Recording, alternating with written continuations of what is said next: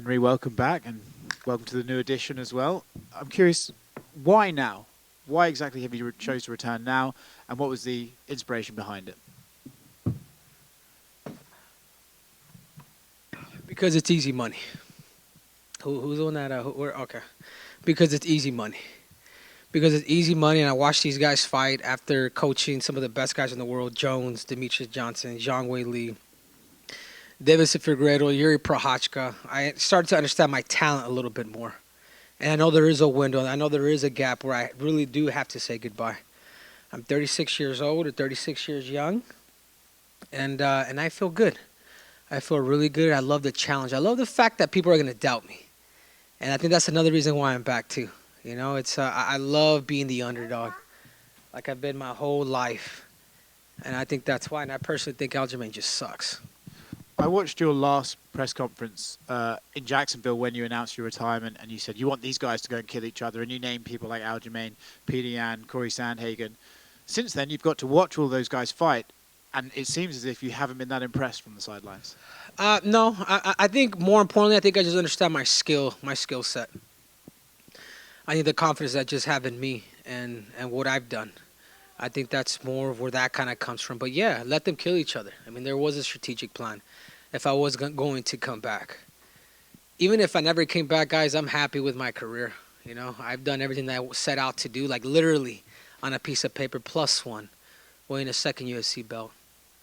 I mean, I can retire now and be all right. But I love the fact that this fight could put me in a category where it's just like, man, you may not like the persona, you may not like my personality, you may not like the cringe, but you will definitely respect me and put me on Goat Mountain. After a 3-year retirement, what John Jones has done, what St. Pierre has done, like that's Mount Olympus. And not only am I looking to beat Aljamain Sterling, but I'm looking to dominate him, and he ain't going past 3 rounds. You mentioned John and George St. Pierre. They came back and fought some good guys too, but in your mind, would you coming back and beating Aljamain after this stint off be better than what they did in terms of their achievement and their opponent? Yeah, I think so. Because with all due respect, and I love John, that wasn't Francis Ngannou. I love St. Pierre. I think he's great. But he also, that wasn't the best guy in the world at that time, with all due respect. You know, he picked the right opponent. I'm coming in. I'm literally getting the number one ranked guy in the world, which happens to be Aljamain. And I love that challenge. And I knew it was premeditated that within a year that I'm more likely I was going to fight. So I put my name in that hat. I forget when it was. Was it in April? It was about a year. I knew that within that time that I was going to fight within a year. Like I just knew how this stuff was going to work. So yeah, I've been retired for 3 years, but really I've been retired for 2. Because this whole last year I've been training. This whole last year I've been studying. Those last 2 years I've been training the best in the world. And just the accumulation of knowledge that I've experienced, it's like when my mind is turning. Ali said it yesterday, like, Henry, you're so much more dangerous when you start thinking and your mind starts winding. Like, people don't understand. Yeah, I may grow a gut. I may like fried chicken like Daniel Cormier. But I can compete. I can compete with anybody, and I do believe I am the greatest competitor of all time. You mentioned your mindset there and how dangerous you are when it starts whirring. You also just said that Aljamain kind of sucks. So when you look at this fight with your analysis brain on, where does he have strengths? Where is his weaknesses, and where do you thrive? Aljamain's greatest gifts is his transitions to his submissions. Whether he's taking the back or he's going after the neck, he's super quick in those positions. He telegraphs a lot of what he does. I can see it from a mile away. I'm not impressed by his distances off. And I'm looking to expose that. I think he's tough. He's gritty. He is gritty, you know. But I think his technique is flawed. And if he thinks his length, his weight is going to be an issue, he's in trouble. He's going to have to wrestle. He's going to be forced to wrestle. He's going to be forced to take risks. So that's the only way that he's going to try to beat me. That's it. So I know the game plan. Whether he has a great game plan, he's the same guy. He's a freestyle fighter. Even if he does have a plan, he's going to throw shit against the wall. He's just going to go. And we're expecting that. So the key is to stay disciplined, stick to the game plan, and take him out. And last one from me, it would seem that Sean O'Malley would be next for you, but I know Alexander Volkanovski is someone you've always wanted to fight and get that third title. Are you okay with O'Malley, or are you going to say, listen, guys, I came back, I beat this guy, I want what I want? No, of course. He's next. He's next. I wouldn't mind 2 tune-ups before I go against Alexander Volkanovski. You know, Sean O'Malley, he's that dirty Q-tip. You know, he's a privileged brat. I think we all know that. And I'm going to hurt him. But first things first, Aljamain's first. And I know he's confident, but I know deep down inside he respects me a little too much, and he's gonna feel that. He's gonna see the competitor that's gonna come out, and once that cage locks, he's gonna lock into my eyes. And he's gonna see what I'm made out of. So, Sean O'Malley is next, and I like that fight. I love the fact that he's tall. I love the fact that he's popular, and I'm gonna hurt that dude. Henry, you had a bit of an encounter on Embedded with Aljamain in the lobby. Can you just tell us like what that was like when you're actually, in that moment? Yeah, Did you know find what? it He strange? got me. I'm kind of pissed at myself afterwards. I'm like, man, this dude, he just comes up, he just tries to butter me up. I don't like it. This is personal. Aljamain, like you can't do that, dude. You can't just, hey, I respect you, man. Hope all is well, inshallah. Do you feel like he was trying to play mind games there? Nah. I just think he wants to make it fun. That stuff doesn't work with me. But he did butter me up, where I was like, all right, man, best of luck. But in reality, I want to tear his damn face off. I don't like it. It is personal. He can buy me a beer after I beat him, and that's all there is to it. What does it say about your comeback? Aljamain, this division hasn't really headlined a ton of pay-per-views while you've been gone, but you come back and right away it's a pay-per-view main event. Do you think that's because you're the A-side here more so? Of course. I've already headlined 3. I've headlined ESPN, the first event with TJ Dillashaw. I headlined my first title defense at bantamweight with Marlon Moraes, and then I'm coming back after the 3-year layoff. Why do I deserve this? It's given I am the A-side. And those who think because of his size, man, you guys have something coming. So you're 36 years old now, and I don't know if you've seen. 36 years young. I don't know if you've seen the statistic that says fighters between flyweight and welterweight who are over 35, they're 2-22, and the only 2 wins were by Tyron Woodley. What do you think that kind of says maybe about the challenges of being a bit of an older fighter in these divisions and what makes you different? Those are some pretty harsh stats, dude. I mean, look at Glover Teixeira. But none of those guys have an Olympic gold medal. None of those guys are double champs. I mean, look at what Cormier, look at what Randy Couture. I come from that lineage. I come from that cloth. I feel better today than I've ever felt before. I really do. I'm twitchier. I'm faster. I'm smarter. I'm just firing at all cylinders. My weight is good. I've mimicked my fights for those who think ring rust. Like, that's an attitude. I've mimicked every single fight camp, every single Saturday. I mimicked having a referee in there, having a judge in there, having a crowd in there, of literally giving me that live situation where I could feel those nerves. This is normal to me. I have over 1,000 wrestling matches. I really do. Like, going up against the best in the world in a 16-man bracket, you don't know who you're going to compete against and find a way to win. Like, that's the stuff that's hard. I'm preparing for this guy for about the last 3 to 4 months. I know what he's going to do. I know what he's doing. You know what I'm saying? He has to go for broke. He has to take risks. I'm too solid, and even being a shorter fighter, like, people have no idea how hard it is to fight or to penetrate to get underneath somebody like that. I mean, look at Volk. 5'6", 145 pounds. None of these 45-pounders could beat him. But that's the biggest challenge, and that's who I want. I have Aljo, O'Malley, and then I'm going after Volkanovski. And I want him in Australia. I want him in his own backyard. He's picked you to win. I don't know if you saw that from him earlier. They've all picked me. If you noticed, everybody who really understands the game, all the good fighters, all the elite fighters, not the UFC. Oh, Aljamain's big. Oh, he's long. No. The elite of the elite, the people that really understand the game, we'll bet Cejudo. And last one from me, so someone else can go. You'd said during immediate aftermath of the retirement and kind of in between that to come back, you want to feel appreciated, whether that was promotionally or financially, things like that. Are you sitting here today happy with the deal that you're fighting under and all those things that you wanted in order to return? Yeah, of course. Listen, guys, this is like, I'm an entrepreneur, man, so I get the UFC too. You know what I'm saying? Like, if I didn't deserve that amount, like, my whole thing was like, guys, I'm working. Guys, I'm being a fucking Chester and I'm throwing these pillows and I'm slamming these snakes. I'm like, I'm working. You know what I'm saying? Why is it that Connor did it and it's compensated myself? But I also get it. You know, if you're not first, you got to be different. And yeah. I mean, I'm just happy I'm back, dude. At this point, you know, I made these last 3 years, man. I made good money, and that's something that I had to prove to myself. Of I'm not a fighter. I'm not like I don't just live for this. You know what I'm saying? Like it's been the last years have been the best years of my life. They really have. You know, got married, had a baby, another one on the way, and I'm spanking one on Saturday too. Salute. Henry, back here. Was there a fight before this one that you thought about coming out for, or a fighter you thought about coming out of retirement for before this one? No, not really. I think it's always like the only guy that I can honestly say that it was never really about the belt was Demetrius Johnson. That's the only guy that I could honestly say, hey, man, forget the belt. And if you see my past interviews before I became UFC champion for the first time, I'm like, this is personal, man. I want to beat Demetrius Johnson because of his high IQ. But really, the other guy that it is Volkanovski. You know, I may talk all this stuff. I may call him Alexander the Average. You know, I may call him, you know what I'm saying? But I know the skill sets, the tactical game. He knows that I know that I understand the game. And it's the same reason why he's going for me.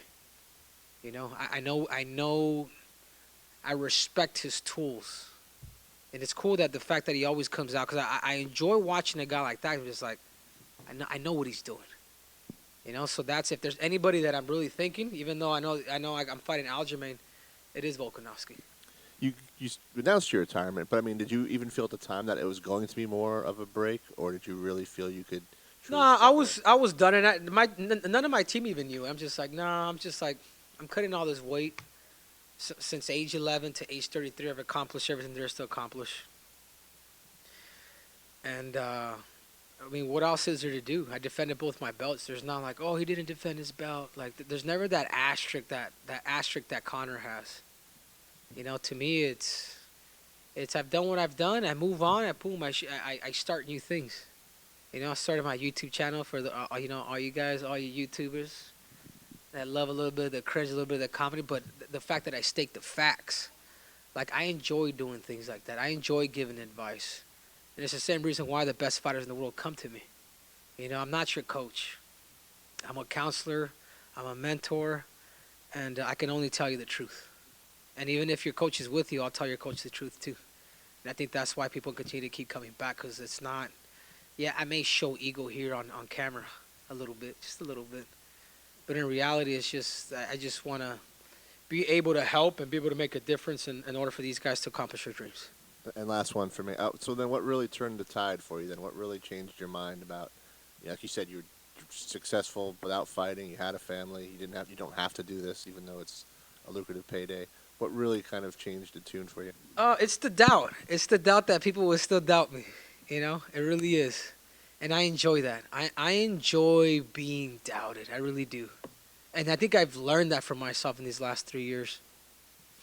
I really do enjoy being the underdog. I really do enjoy people like, nah, he's been out for too long.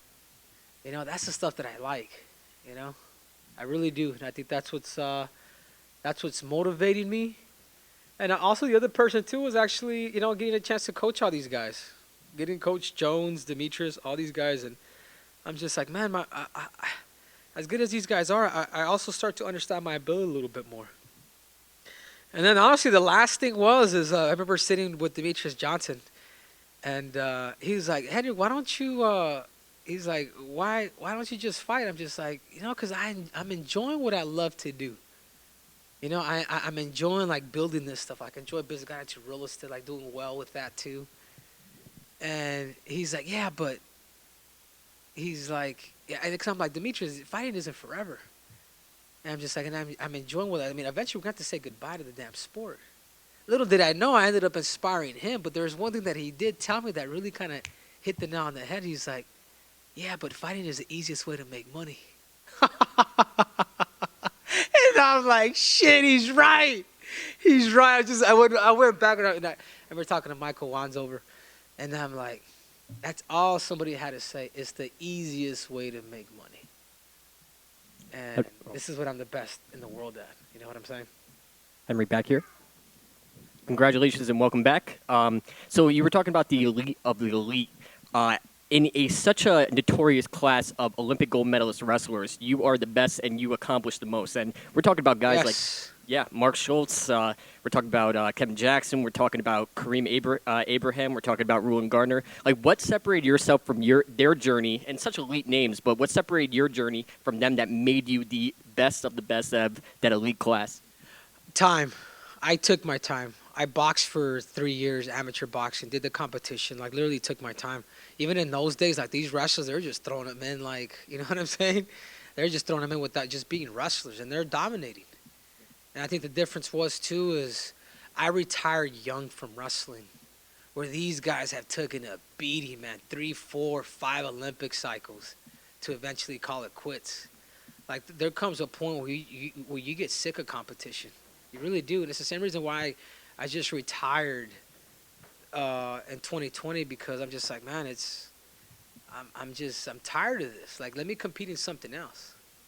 You know, like even in wrestling, like my goal was never to become the greatest of all time. My goal was just to become an Olympic champion. So, but I think the biggest thing is I had a plan. You know, I knew that before I started a fight, I wanted to make sure that I had hands. I wanted to make sure that I had some amateur boxing in there. And I tell you what, man, amateur boxing is some of the hardest things you'll ever do in sports. 3-minute fights to put me in the open division right away.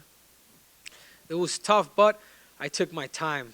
And I think the biggest thing with those guys, it was just they competed for so long, man. It's like, you guys have no idea. You guys have never wrestled, but if you wrestled, you would know. This is the reason why people are flocking to MMA. It's just like, man, that sport is too competitive. Absolutely. And the wrestling world is abuzz about the Magic Man, David Taylor, potentially going to MMA. What advice would you give him? And what Olympic gold medalists out of that class who would you want to see fight, and why is it Gable Stevenson? What was the last question? David Taylor, there's a rumor that he's going to be competing in MMA, Olympic gold medalist. And, like, what advice would you give him? And also, what Olympic gold medalist wrestlers, I don't know if you still keep up with the wrestling scene, but what wrestlers would you want to see compete? And why is it Gable Stevenson? I think with David Taylor, I think he's honestly, I think these guys need to come to talk to me. You know, they really do, because if you're not careful, man, you are going to get hurt. If you're not careful, you are going to get humbled like I did with Demetrius Johnson.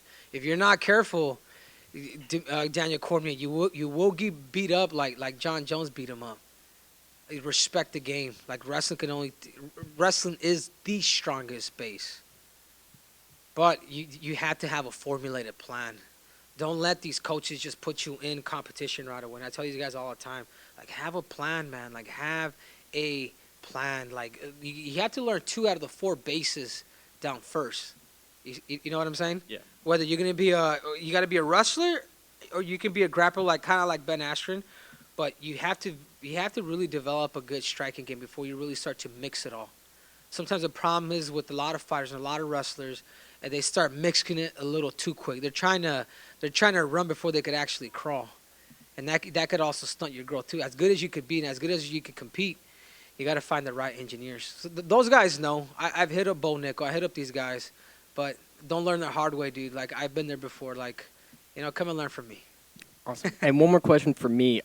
Congratulations, by the way, on being a new father. How soon are they going to be on the wrestling mats? When they're going to hit doubles, singles, hitting spladles? How soon are you going to put them on the wrestling mats? And that's another thing that people have a misconception. I have a nephew right now, and he grew up around the sport. You know, Uncle Olympic champ, his dad, a 4-time undefeated. Like, my brother was one of the best guys in the world too. And we didn't start him until he was probably hitting closer to 12, 11 and a half. We didn't start him wrestling. We had him around the sport, let him play this whole damn time. Because we knew that once he decided to wrestle, he was in. You know what I'm saying? Like, you become a gymnast, like, where you're a professional now, man. Like, there's no more going back to where the cat never catches Tweety. You know what I'm saying? Like, if you do decide to wrestle, this is what you have to do. Within 2 years, the kid won Tulsa Nationals, #1 in the country for his age group. There's a method to this stuff, and if you're able to parent your kids and do it correctly, and if they love the sport, I mean, the key is to win. And I can only lead my nephew Pablito as an example. Thank you so much for your time. Henry, in the countdown, Aljamain said that he believes that you quit because you feel that the competition was too tough. What's your response to that? Yeah, quit. He's babysitting my belt. I quit. No, not at all. I mean, Aljamain is just trying to see what shit sticks to the wall, dude. Like, I appreciate a little bit of his cringiness, but no, man, he'll find out. And just your thoughts on Volkanovski and Rodriguez, that fight that's coming up. Yeah, I think that the toughest fight that Volk will have is Yair, and I do believe Yair has that chance to actually beat him. Long leg kicks, if he's able to keep him at bay. If Yair's able to be a little more tactical with his kicks and really invest in something, rather than just fighting, because it's 5 rounds and Volkanovski's got a gas tank.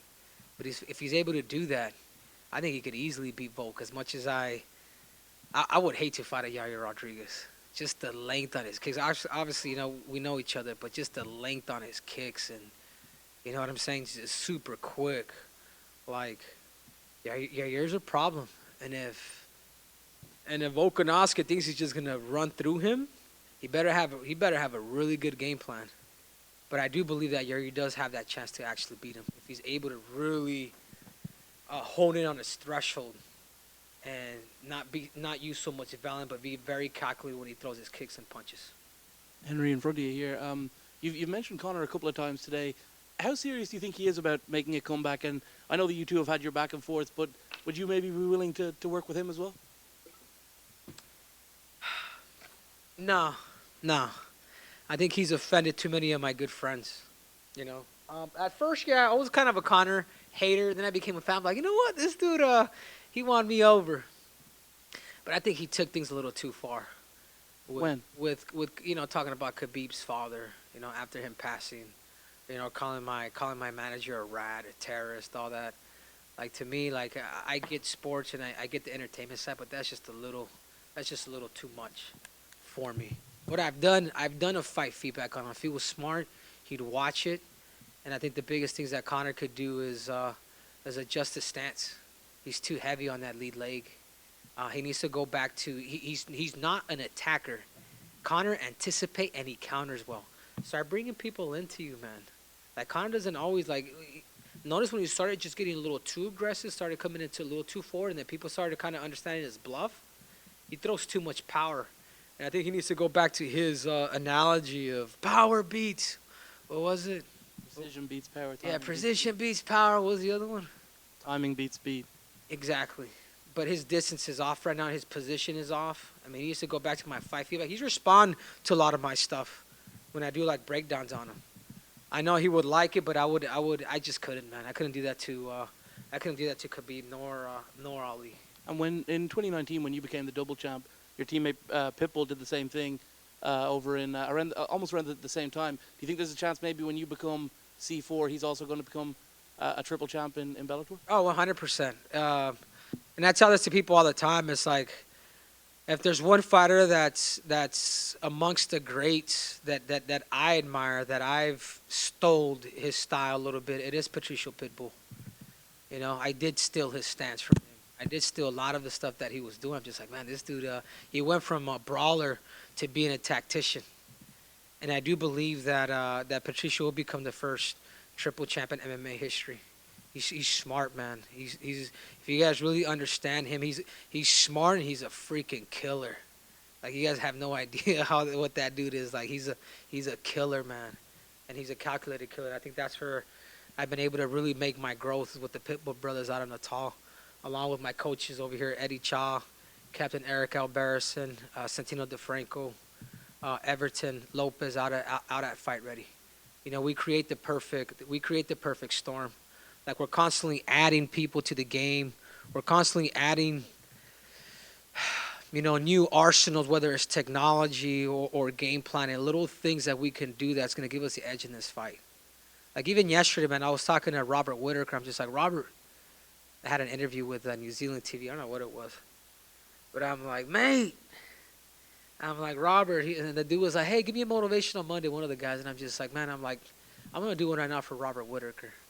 I'm like, Robert Whittaker, your next fight with Israel Adesanya, adjust your stance.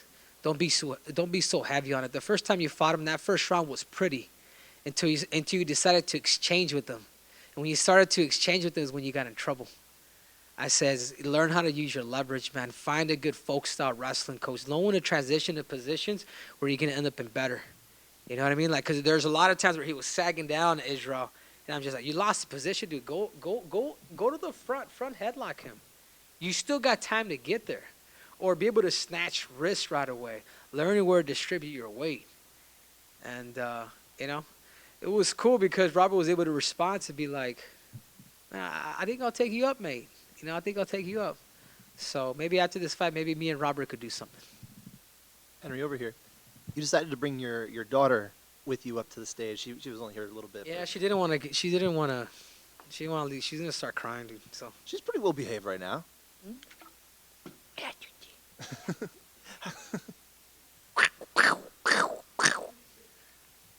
So obviously you're enjoying the time being a father. How has that kind of changed your mentality, your approach to fighting, being a father and having something different to fight for?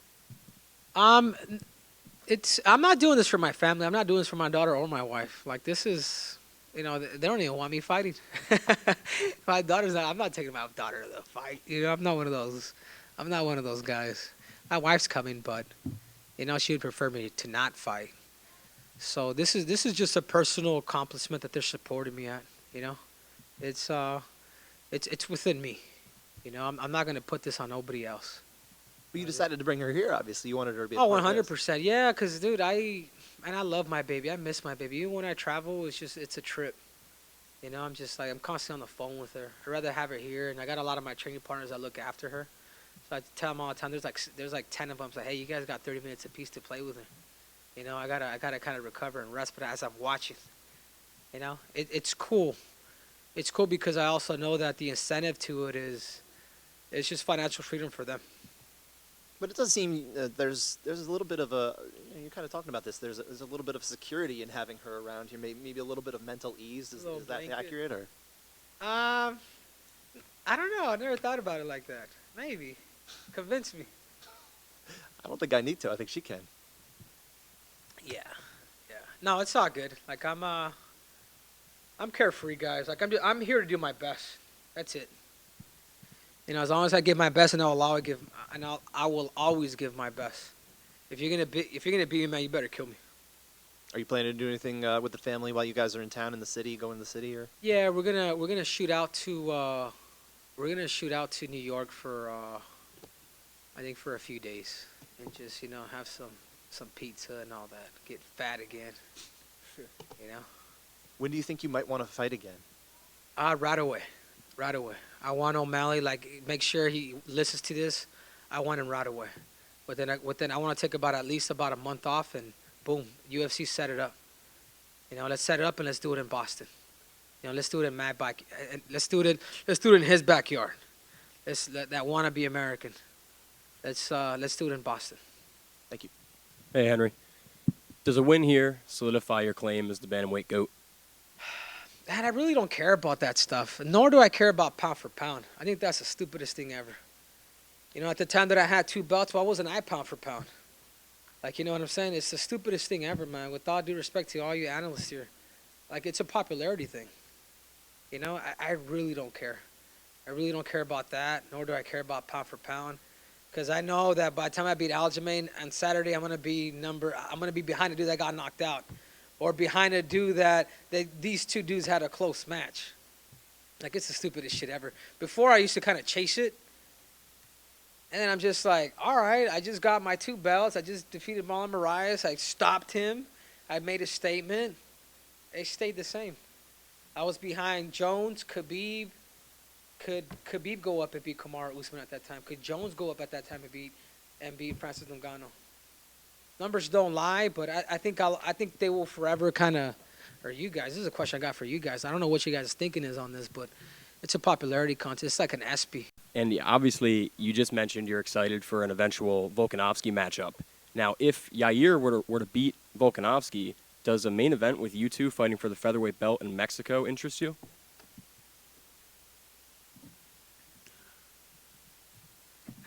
Probably not. I don't think the Mexicans like me too much. I wouldn't want to do it there, but they'll kill me. But he's got to get through Volk first. That's not on my mind. Neither is Volk nor Yair. It really is. My goal is the featherweight strap, which I think is Volkanovski, but because he's the current champ now. But I'm not thinking of neither one of those featherweights. But I think after these next two fights, I can't be denied. I can't.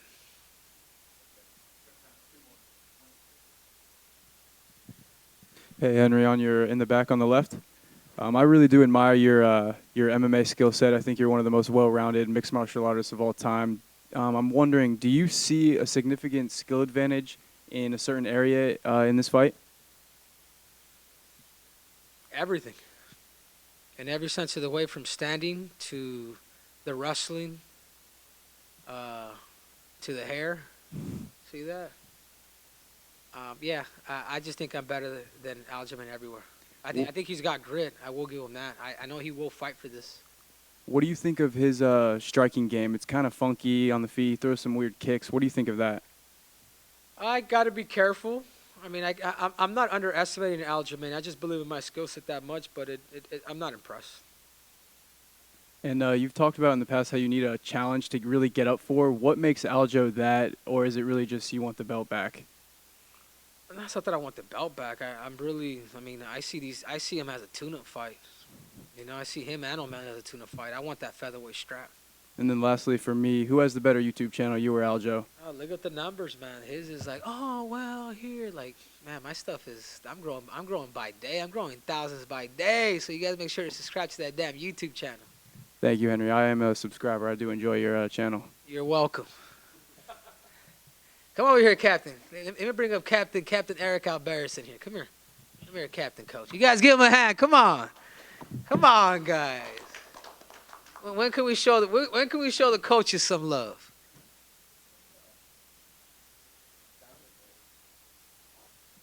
Go ahead, Captain. Take him over. Tell him what we're going to do to Aljamain on May 6th. May 6th, the return of the GOAT. I was saying in that countdown about a list, but I didn't say the second part, and I'm going to let you guys, I'll tell it to you guys. When I first met Henry in 2004, he wrote a list at the Olympic Training Center. You walk in his room, you see the list. Number 1 on that list was Olympic champion. Number 2 on that list was UFC champion. Number 3 on that list was world's best father and husband. He completed that list. P.S. There's a new list out. It's a hit list, a black list. And on May 6th, the Funk Master gets scratched off that list. That's all I got. All right, hey, last question. We're out of here. Last question. Henry, one last Captain. question for you killing me. back here. You were talking about boxing earlier. What boxer or boxers have influenced you the most, and why? That's good, man. A lot of the boxers that really influenced me were back in my heyday, early 2000s. Because I grew up watching boxing. Marco Antonio Barrera, Eric Morales. But the one that really took it all, man, is Manny Pacquiao. Manny Pacquiao, to me, he's the greatest of all time. 8-division champ. Is not the Floyd Mayweather undefeated, the guy that protected his record, the guy that was padded. Yeah, great defense. He's one of the greats. But numbers don't lie. And I want that Manny Pacquiao. I've taken that influence from him of becoming, a 3-division champ in the UFC. And he's a big inspiration for me in combat sports. So if there's one guy that I could really say, I'm just like, man, he's the greatest of all time, the best of the best at cream of the crop, it's Manny Pacquiao.